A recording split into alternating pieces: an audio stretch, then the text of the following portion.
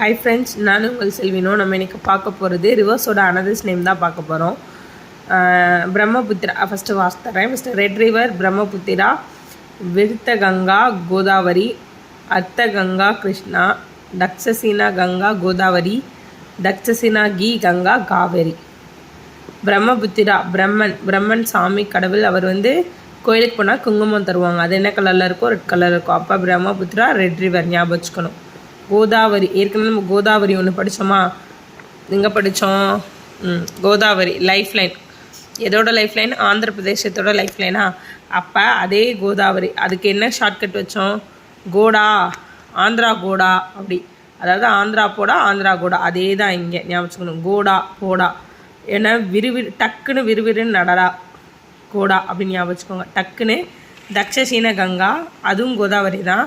விறுவிறு நட்ரா விருத்த கங்கா, அதுவும் கோதாவரி தான்.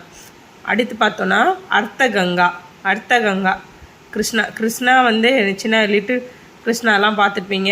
கிருஷ்ணர் எப்பயுமே அர்த்தமாக தான் பேசுவார். அதனால் அர்த்த கங்கா என்னது? கிருஷ்ணா. இன்னொன்னே ஒன்று தான் இருக்குது எக்ஸ்ட்ரா. தக்ஷசினா கங்கா.